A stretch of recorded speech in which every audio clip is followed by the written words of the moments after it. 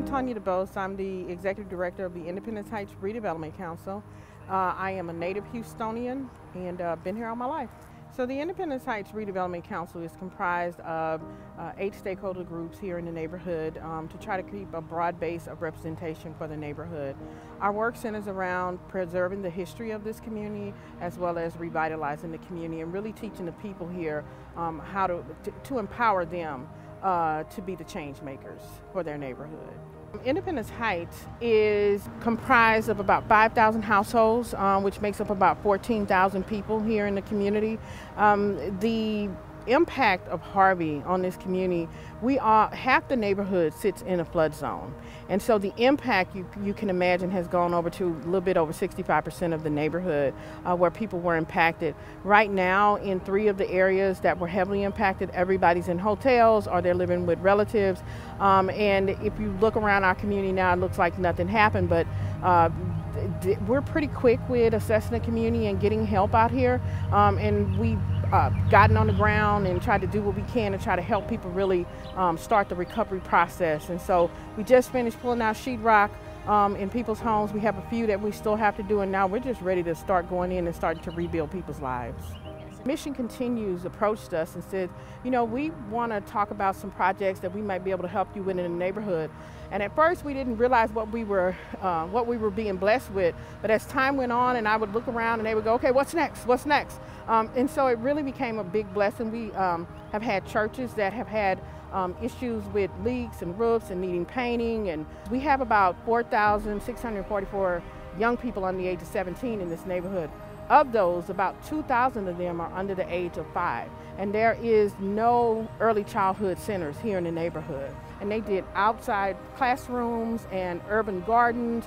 Really made a difference in the school and the impact. And I know a lot of times people who come in to help us don't really realize the impact that they have on the community.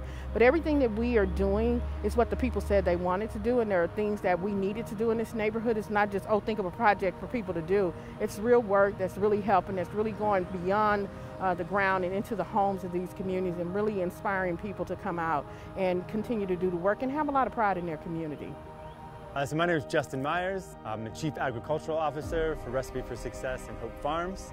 So for the last 11 years, Recipe for Success has been a nonprofit doing a seed-to-plate nutrition education program, hands-on gardening and cooking, primarily with elementary kids, but also with some middle and high and some community initiatives as well. So not only being a source where people can come buy food, but also learn knowledge and empower to be able to grow your own and cook your own food as well.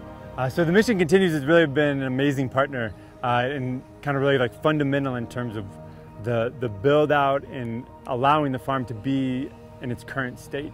Literally like exactly 1 year ago, we had our first day with the Mission Continues on October 15th. We're partnered with the 4th Platoon in Houston, and the farm was literally just a field. There was nothing, and we built these first raised beds over here, and then on MLK Day we had all 5 platoons out. We built our greenhouse, we built more raised beds, we planted 40 fruit trees, and those kind of big influxes of humans and energy have just kind of allowed us to take these giant leaps moving forward. And now kind of like this long-term partnership has been enhanced. We've had one fellow, Adrian, he's been with us since July, and now our next fellow, Omar, is starting with this class. So we just kind of have like multiple strands and threads that are interwoven with the farm in Mission Continues from the past, but also now like running into the future. And the whole partnership got created because besides just growing food and educating people around food, we're also doing a farmer training program for veterans where they come on board for a year and are essentially full-time employees, learn everything they can about how to grow food and also like small business entrepreneurship skills, so kind of like managing the books and the marketing element of farming. So then at the end of that year, they know how to grow, but also have the business sense to then kind of move forward with a career around agriculture. And so that was like the initial tie-in, and then kind of led deeper into like the platoon partnership and beyond.